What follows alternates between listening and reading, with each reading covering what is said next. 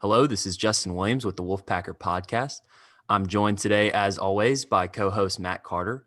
And of course, we're joined by a very special guest today. He is the co-host of the OG on 99.9 The Fan in Raleigh, and also a longtime NC State beat writer for the News and Observer, Joe Giglio. But before we introduce our special guest, I'd like to introduce our sponsor. This podcast is brought to you in part by JFQ Lending. With interest rates below 3%, there has never been a better time to lock in a low fixed interest rate on your mortgage. You'll never need to think about refinancing again. Set it and forget it. And with JFQ Lending, you are guaranteed to get the highest level of customer service. They have an A+ rating with the Better Business Bureau and over 3,000 5-star reviews. Give Hunter Clausen a call today at 480-513-3992 or email Hunter directly at hclausen@jfqlending.com. That's HCLAUSSEN@jfqlending.com. JFQ Lending, Inc., Equal Access Lender, licensed in over 40 states, www.jfqlending.com. And while you're at it, head over to thewolfpacker.com and use promo code PACK60 for a free 60-day trial on all of our premium content, news, and analysis. We got National Signing Day coming up for football on Wednesday, so you'll definitely want to take advantage of that special deal. Promo code, again, PACK60, so you can get all of the National Signing Day content coming up, bowl season coming up, and of course, that's why we have Joe on to kind of give us a reflection of the 2020 football season. I think that's a good place to start, and if you want to follow him on Twitter, it's at Giglio_OG. But Joe, I think we need to address the elephant in the room to start, because you were, like the ACC Huddle, like myself, predicted a losing record for the NC State Wolfpack in 2020. Specifically, if I can recall correctly, it was a 3-7 ACC conference record that you predicted from the Wolfpack. Mine was not much higher. I was at 5-6. And as I've come to learn, what you called Matt Carter last year, the quote unquote true believer, predicted a 6-5 record. So none of us were correct. All of us underestimated the Wolfpack. I think everybody in the country underestimated the Wolfpack. But I think one of the main points of emphasis that I started with in my season prediction, and I'm sure you probably thought similarly, was you look at the schedule from the beginning of the season, there was a ton of 50-50 games, coin flip, one possession games, and that's exactly how it turned out. It just so happened that NC State won most of those games. So Joe, in your many years of covering NC State, I've heard you refer to this many times as the most un-NC State year ever. Yes. So I'm going to give you your spotlight and first of all, explain, the 3-7 prediction and where that differed from where you thought this NC State team was at the beginning of the year. Well, thank you for having me on, number one. You got to start with the hard-pressed questions. Sure. I'll say this. So I made the prediction in August. I don't know the exact date. I knew Devin Leary was in contact tracing and was not practicing when I made the prediction. Full disclosure. Are you sitting here telling me you would pick NC State with Bailey Hockman to go 7-3? I had no idea. ACC? No. I wouldn't. Am my eyes clear enough for you, Justin? To I was in the Ben Finley camp at the UNC game. Sure. So if that gives you an answer. Listen, all props to NC State and Dave Doeren and Tim Beck and all of their new additions with their coaching staff, because what they did in a year where they had very little spring practice, disjointed off-season workouts, and then even on top of that, I believe at the time Dave said there was as many as 40 players out in August. Mm-hmm. You add all of that, and to be able to even go 5-5 in the ACC is remarkable. Never mind Devin's injury. Even if Devin played, 9 games, that would have been remarkable. To do it without Devin at the end of the year is really, it says a lot about what NC State was able to do this year. Without parsing all of the games, and I love it, Justin, you're good people, man. Don't take any of this the wrong way. But I love it when people tell me, oh my God, you picked them to go 3-7. You were so wrong. If you go back, I picked their exact record in 2018. Nobody ever brings that up. I was off by one game overall, had their ACC record correct in 2017. Nobody brings this up. 2016, picked their record on the dot. Nobody brings it up. I get all of that. It's fine. I will say this to you. The day before the Wake Forest game this year, I said if they could figure out a way to win this game, it would change the entire complexion of their season. Now, I made a blood oath to myself that I would never pick NC State to beat Wake Forest after 2017 and 2018. So I couldn't lucidly sit there and break my own blood oath, Justin. So there is the answer. There is the true answer. Hey, no shots fired. I admitted we were all wrong. So you were just a little bit more wrong. I'll add this. We had Joe on the podcast last preseason, and I was kind of going through. I think they could win 8 games, and the look on Joe's face of, what the hell are you talking about? There ain't no way. He was far closer last year than I was, and most of us were, because I think a lot of us last year thought NC State would kind of, continue on the recent success. And my question to you, Joe, is this simply a matter that they got competent quarterback play this year? Because I know last year Dave thought that he had. When I talked to him, he knew he didn't know he have an answer quite yet, but he figured that one of the 3. He thought he had 3 good options, and that one of the 3 at some point would give him a solid quarterback play, and that would be the solution. Is this year just a matter of he kind of got what he thought he would have had last year at quarterback? That's obviously part of it, but I'm also a big believer in what happened in your most recent game, your most recent season is going to show how you react and what happens to you next. And quite frankly, I think NC State was embarrassed by 2019. Yeah. Why wouldn't you be? There's absolutely no reason to be 1-7 in the league, in a bad league. No reason for it. I don't care how many guys are out. There was no reason to be 1-7, to lose to Georgia Tech. You can't convince me otherwise. But I think they use that as motivation this year to say, you know what? That's not who we are. We're the program that went 6-2, 5-3, won 9 games in consecutive seasons, put 14 guys into the NFL. That's the program we are. So I think they reacted more than anything else. I think they reacted to that. Now, I will tell you this. Someone from the NC State football program texted me after the Syracuse spike and said, you realize the difference between 3-7 and 7-3. Wake Forest, they get a stop on defense, which they could not do against Jamie Newman in 2017. Or 18, they get a touchdown pass on the last play of the game, basically against Pitt, something they hadn't done since Torrey Holt at Clemson in '98.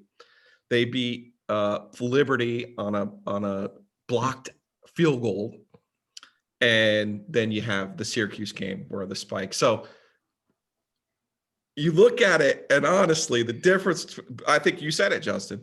The coin toss games, they won. All but one, right? I mean, if we count Miami as a coin toss game, then they won all but one of their coin toss games, which that has not been Dave's track record. So all props to State and to Dave and again, a staff going on the fly without your normal run up. I mean, that's the remarkable part. We had David Hale on here back in August before the season, and one of the things that he focused on was just how unlucky NC State was in the turnover margin in 2019. I think they were like last in the FBS in terms of turnover margin. They didn't force a lot and they committed a lot. And now it kind of reminds you of like a Duke team this year that, everything has gone wrong, and it starts with them leading the country by like 10 turnovers in the FBS level. But this year, NC State was able to, break even, if you will, on turnovers. They didn't force a lot. They pulled out that turnover or the takeaway bone, for the Virginia game. Looks like that was going to work some magic. Worked for a couple games and then kind of went back to average. But was there a moment this season where you thought, maybe an aha moment of, okay, this is going to be a better NC State team? Was it the Pittsburgh game? Was it the Wake Forest game? Yeah. First half against Wake Forest. Thought that was the best half considering Bailey Hockman and no Devin and some of the COVID protocols that had prevented them from a true run up. Yeah, the first half of that game, I think I even wrote, like, who are these guys? What the hell is this? It was so, especially against Wake Forest. And, quite frankly, that was a game, there's no fans in the building, right? And you think about if there were fans there and what the reaction would have been in the second half when Wake Forest took the lead, you'd be like, uh-oh. I mean, you've been there. You've been to enough places, to enough games to realize just how the atmosphere can change at a state game when things don't always go with them. So, yeah, the very first game of the year, I thought, this is something different. Before we, I wanted to ask you about bowls, because I know that you're the man when it comes to bowls in the ACC. I wrote a bowl analysis story and it got incredible engagement. So I realized every time I put bowl in a headline, it does well. It's part of the reason why I'm so eager to get you on. You put out your yellow pad, which you can get on your Twitter account, update. Is it, in a nutshell, either going to be Jacksonville or Charlotte for all intents and purposes? Yeah. So how do you kind of see it breaking down at the moment? Well, yeah, if Notre Dame wins, then that would push Clemson down into the Orange Bowl, which would push Carolina down to Orlando. I don't think Jacksonville, I don't think it's like an open and shut case that Jacksonville will take Miami over NC State. I also don't think it's an open and shut case that Jacksonville won't take State because they had them in their most recent game in 2018. I just think given this year and maybe the way Miami got crushed by Carolina, it might be State in the Gator Bowl either way. But I get the sense that Miami ends up there in that scenario where Notre Dame wins and Clemson gets pushed down, which would put State in Charlotte. And look, there are people at State who that's not going to bother them at all. Like, they want to play in Charlotte. They'd rather be, what is it? Charlotte's the 30th. So it's 3 days earlier. And we've seen this year for the first time, Virginia, Boston College, Pitt say, I've had enough.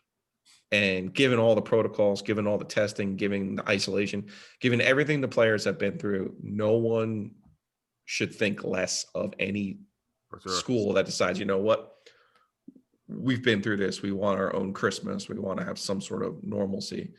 I know I have talked to NC State. I have talked to North Carolina. I have talked to Wake Forest. They're all going to participate in their bowl game. Obviously, Carolina, after what they did to Miami, is not going to potentially turn down an Orange Bowl invitation. But it is worth noting that NC State has told me that they are going to play in their bowl game, and that is their plan. So you kind of talked about it from the player perspective. Of course, you might want to get that game out of the way before New Year's, go back, see your family, because of course everybody's going to be in close quarters trying to keep COVID tests out of the program before the bowl game. But put yourself in the shoes of an NC State fan. We're getting this question a lot. What's more important for this NC State team considering this season? It's a good record, but again, a lot of coin flip games that they haven't really overwhelmed, or even when they played Syracuse or Georgia Tech, they never really blew those teams out like you kind of would have hoped towards the end of the year. What's more important? What do you think would be a better bowl game destination in terms of this program? Would it be better to go to a Gator Bowl and potentially face a tougher SEC opponent that is probably going to be around a 500, maybe a little bit above a 500 record, or go to Charlotte and play a Big Ten team who you don't really know, probably not as good as that SEC opponent, but is it a matter of getting the right opponent? Is it a matter of bowl prestige? What would you say would be more important for this program? I think in normal years, you can parse some of those things. I think in this year, as long as you're playing a Power 5 opponent, which is what it will be in either spot, I don't think there's a big difference, honestly. The Gator Bowl could be NC State versus Missouri, which would reunite NC State with Eli Drinkwitz. The Charlotte Bowl could be NC State and Maryland, which, you know, I've been dying to see Maryland again since they left the league. I know in years past with Dave, the most important thing for him was to play a Power 5 opponent. Notably, there was one year they were going to go to the Military Bowl, and Dave told them, no, we're going to go to Shreveport, which is now no longer part of the ACC lineup. Nobody wanted to go to. Dave is the only coach in the last 50 years to ever want to go to Shreveport because it was an SEC opponent. It was Vanderbilt, and he thought that set them better up for next year. I haven't heard about any NC State players opting out of this game. Maybe Aleem McNeil doesn't play in it. I don't know that answer. But you remember last time they go to the Gator Bowl, their two best players didn't play. And it was like, I mean, they were dead on arrival basically when they got to the Gator Bowl. Given his choice with Dave, I knowing Dave a little bit the way that I do, my guess is, and I remember now that year in Shreveport, it was Vanderbilt. The year that he was hired, NC State lost to Vanderbilt in Nashville. So that was actually something he really wanted to show people that he could do.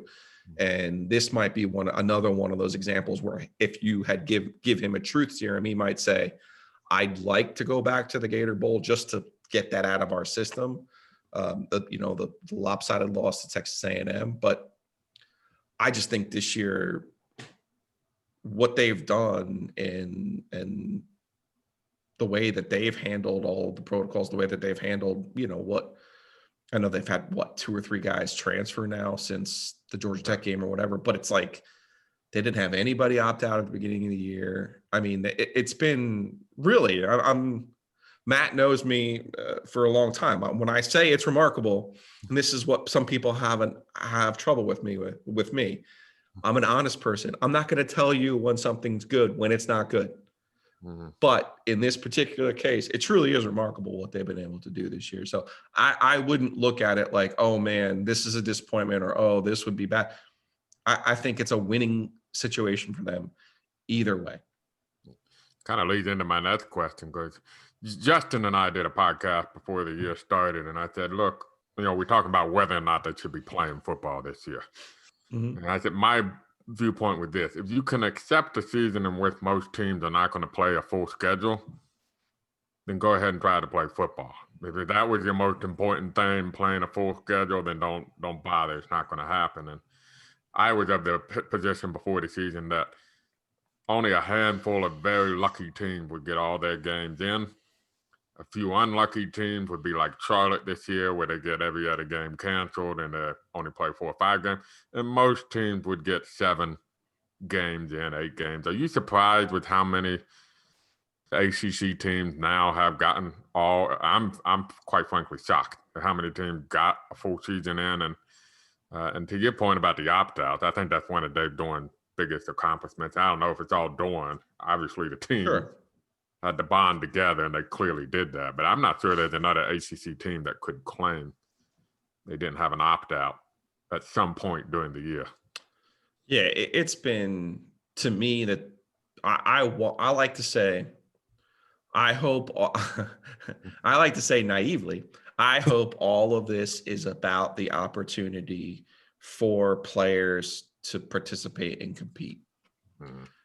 And when I say by that is like Thayer Thomas, who's worked his whole life, Peyton Wilson, all of the effort those guys and all of the players have put in. You want to see them have an opportunity to compete because they worked for it.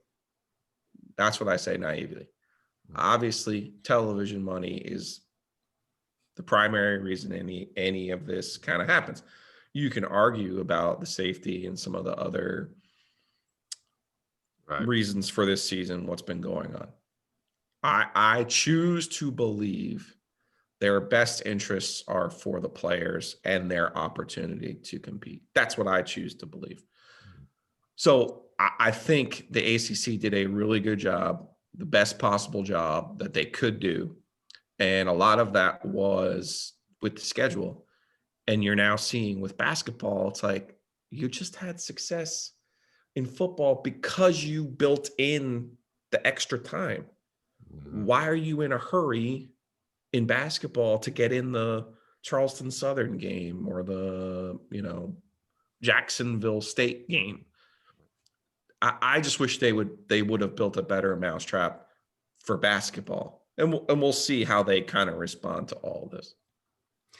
I do want to ask you about basketball season before we close off, but while we're on the topic of football, one of the big subjects after the season finale was, 8-3, exceeded all expectations, exceeded everyone's expectations. Dave Doeren's in a small list of ACC Coach of the Year candidates, and now, Manny Diaz was on that list. I don't think he's on that list anymore after what happened in Hard Rock Stadium against the Tar Heels Saturday. So it pretty much, in my view, it kind of comes down to Dave Doeren at NC State is kind of the feel-good comeback story, or the new guy, the 1-year Notre Dame program with Brian Kelly, who, is going to take the Fighting Irish to the college football playoff. What's your perspective in terms of, is this a ACC Coach of the Year season for Doeren? And do you think he is potentially a front runner at this point? So I think it depends on what your definition of Coach of the Year is, right? Like traditionally with the media, we love to vote for people who exceed expectations. Under your traditional definition, then Dave Doeren should be the ACC Coach of the Year. You have Brian Kelly, who's unlikely. Let's also remember that there's people voting in this. So our longtime ACC people are really going to vote Brian Kelly the Coach of the Year? Probably not. I have said before on the air, and I don't vote this year, but there have been years where I'll look at a ballot and go, well, I have Ian Book, Offensive Player of the Year, the linebacker whose name I'll butcher, so I won't even say it. I have him as the Defensive Player of the Year. So I will go out of my way to pick somebody else to be the Coach of the Year. To me, there's actually 3 choices, and you missed 2 of them. One is Jeff Hafley at Boston College, and all of the things you can say about Dave Doeren in year 8, you could say in year 1 about Jeff Hafley. Oh my gosh, like he didn't even get to meet his team for like 2 months and to navigate without a single positive test. And if you really want to parse things, they played the most difficult schedule in the ACC. So 6-5 by them is probably the same as NC State's 8-3, if we're being honest with each other.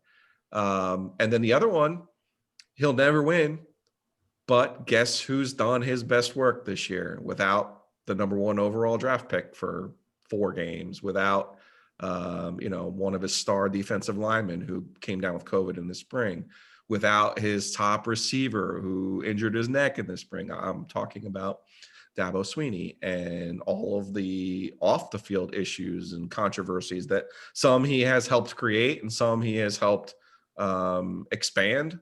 But if we're actually being honest about who did their best coaching this year, Dabo's should be on that list. Now they could lose Notre Dame, and they'll pick that before Saturday, I believe. But they could lose Notre Dame, and you go, oh well, they got swept by Notre Dame. But if you're really thinking about it, I can see Dabo's going to be the Coach K of. Yeah, he'll never win it because of what I said first. We like to vote based on expectation. Well, we thought Clemson would be undefeated. Yeah, I picked Clemson to go 10-1, but got it. But you only want to talk about that one, Justin. You nailed Clemson. But what about Notre Dame? I was looking back at those yellow pad stats. 9-2. I had Notre Dame at 9-2. I wonder with Notre Dame, they man, after the way that Carolina played on Saturday, I'm just starting to think maybe Notre Dame really is the best team in the league. Maybe they are. That plus 10 is intriguing. That's all I'm going to say. Are they getting 10 points already? Yeah, that's opening line is Clemson by 10. So Wow. I think you can take Notre Dame money line plus 240 or something like that. Let me ask you about expectations next year. Football. NC State, theoretically, NC State gets everybody back. Anyway, literally anybody can come back that wants to come back. Mm-hmm. You have the Law of the Wolf application here. Sure. It's my biggest concern. You mentioned that I think you're 100% spot on. Boston College played Clemson. They played Notre Dame. They played UNC. They didn't play Miami, I don't think, but they played the three best teams in the ACC. Yeah. And quite frankly, they played a couple of those teams very well, if I remember off the top of my head. NC State didn't play that. Not only that, NC State went like 4-1 in games that were decided at the end. You know, the Wake Forest, the Pittsburgh, the Syracuse, and the only one with Miami. You know, typically I worry about those teams the next year that won a lot of those very close games, a disproportionately high amount, kind of coming back to earth a little bit the following year. So as somebody who has covered NC State a lot, knows how they handle expectations in general, your first thoughts of if you were to allow yourself to peek ahead to 2021. Well, one thing you got to remember is we're about to head into an off season, depending on what Carolina does in their bowl game, where they're going to open the year in the top 5 nationally. And all of the attention will be on them. And you know more about what's going to happen on Wednesday than I do, but I'm sure. Is Carolina's class going to be in the top 10 nationally? Borderline. Yeah. Right there. So what I'm getting at is normally when one of the schools gets the attention, there's a little bit of this going on, right? I want to show you that I can be as good as my rival. I need more information about NC State's schedule next year. I need more information about who we think NC State's quarterback is going to be next year. Is Aaron McLaughlin, Phillip Rivers part 2? As a true freshman, I'd question. I don't know. Yeah, I don't. But that's kind of the folly, right? Of some of the things that we do is like, well, what's going to happen? Well, let's look at the schedule. Let's get a better idea of, the transfer market this year. Mm-hmm. Talk about a kid who quietly made an impact. Daniel Joseph, from Penn State. Like, what did he have? 2 career sacks at Penn State or something like that? In that ballpark. And then he comes in, and I thought he was a really good ACC player for them this year. Like, I thought that was a great pickup for NC State this year. I have been told Peyton Wilson will be back. Yeah, that's huge. They need Peyton Wilson back. He should be in a short conversation for ACC Defensive Player of the Year. He won't win that award, but he should be in that conversation. Yeah. He was outstanding this year. So, but you always have to remember too, Matt, with Dave in 17 and 18, the expectation was there because those recruiting classes at the time, which were considered good, had then become juniors and seniors. Yeah. And ever since 18, they have circled 21 and 22 as their years where those 2 really good recruiting classes would be juniors and seniors. So I look, without knowing their schedule, without knowing who's going to be on the roster, I would say to you, NC State should win 9 games next year. I would say to you, there's a potential to win 10 games next year in terms of these are things that the program, for whatever reason, hasn't been able to do and overcome. That should be the goal, not, whatever else we want to push into it or pull into it. I just think they're in a position that they've circled. And, am I kind of joking about Aaron McLaughlin? Sure. But if we've learned anything this year is who the heck knows, right? I think. By the way, they play at Miami next year as their coastal. Assuming they were going back to the division. Yeah, but that's what I mean. Like, I don't even know that that's what's going to happen. I know there's been a push by, believe it or not, Virginia Tech, a coastal team, to actually do away with the division play. This was before this year, and go to more of a rotating schedule model, something that I had advocated in 2013. So I will not be the next ACC commissioner, but they're welcome to use all of my ideas. I'll let Justin ask the last question here, but I also had the senior decisions are going to be so curious too. I mean, what doesn't it make him or Kerry Angeline or Daniel Joseph just mentioned? Sure. Think about it. Think about it in people that we've covered and we got a pretty good chance to know, like Joe Selfo. Are you telling me a kid like that, the options are you'll never play football again, or you come back and play another year? Well, what do you think they're going to choose? Now, Kerry Angeline, I would think, has a career in the NFL. I would think, but I don't know. Amizi probably doesn't, but what would hurt coming back and playing? Like a Steph Lewis, right? Yeah. You and I have covered so many people, Tony Adams, you and I have covered so many different people at NC State where, like, hey, if you explain to them, you're never going to play football again, or you can come back and be a part of this. The real intrigue there, Matt, and this is not specific to NC State, but the real intrigue there is like, how many of these players have they already told, love you, mean it, but you can't come back? Because, right, they got to add whatever, 24, I'm sure, in the class with freshmen.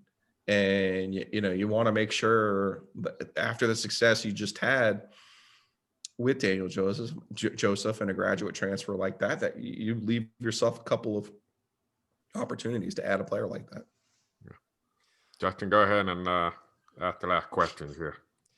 Well, I agree with you on Kerry Angeline, first and foremost. I'm still trying to convince Matt on that. I mean, 6'7" tight end. I mean, that's a pro to me. But anyways, I do want to close out on a college basketball question because I know you're a basketball guy. I'm a guy that's grown up here in the Triangle, Tobacco Road. How can you not be a basketball guy? And everything that's going on this December, it's really got me in a bad mood because, we want all these players to stay healthy. We want everybody to stay healthy. And, of course, we'd like to see college basketball too. And covering NC State, they've now had 5 games this season, either postponed or canceled to this point. They've only played 3. So clearly, college basketball season is a dumpster fire like this entire year in the first month of the season. So with all the conversation going on, Coach K and Jeff Capel, up at Pittsburgh, critiquing about the season. I mean, what are your expectations for the next month or two here in college basketball season? Do you think they're just going to keep their head down, keep moving forward with what it's been like? Or do you think there's going to be any type of potential change that could, save this regular season before we get to March? I am skeptical they will change the schedule. And I say that because when they had released the schedule, I thought to myself, why didn't you change this so that teams could go to a site, play Thursday, play Saturday, play Friday, play Sunday, however you want to do it, knock out 2 conference games, do that 10 times, that gets you to 20 league games. And the ACC told me we can't because we have to fill our Tuesday, Wednesday window on the ACC network and with ESPN. So if they weren't willing to do it at the start of the season when they had a chance to augment it, I don't see them changing it in the middle of the season. Unfortunately, I don't. Can they figure out a way to get to 20 games? Maybe. Maybe. It's just basketball, man. It's just a different, you're inside. There's obviously you're together longer with your opponent on the floor, sweat. And I mean, I am not a scientist. I don't even play one on the radio, but obviously you can tell too, simple math in football. When Miami came to play at NC State, they had 13 players out. Virginia Tech had 24. They're still able to play the game. NC State just had 2 people, probably players, test positive. Well, that's only 2 of 13. big difference, particularly in the contact tracing protocol. So I am hopeful that they are able to get to January, play some games, because look at what the NCAA has already done. I mean, they are basically going to create a bubble for the NCAA tournament. That's going to happen. Will the ACC kind of come to their senses and send some of these teams to a single site, knock some games out? Maybe, like I said about the football players, when you realize the alternative is never doing it again or doing it this way, well, guess what you're going to choose? This way. Well, I wanted a Greensboro bubble for 6 weeks, do the season there, but I guess it made too much sense. I think they checked into it. That was reported, but oh well. Yeah. But Joe Giglio, co-host of the OG on 99.9 The Fan in Raleigh. You can check him out 3 to 6:30, right, on weekday evenings. So thank you to Joe for joining us. To wrap it up, please use that promo code PACK60 on the Wolfpacker.com. Premium content, news, and analysis. We got National Signing Day coming up on Wednesday. Follow us on social media. You can follow us at the Wolfpacker. You can follow Joe at Giglio_OG. You can follow me personally at Justin H. Will. Like us on Facebook, NC State Wolfpack on the Wolfpacker.com. And for Matt Carter and Joe Giglio, this is Justin Williams, and this has been the Wolfpacker Podcast.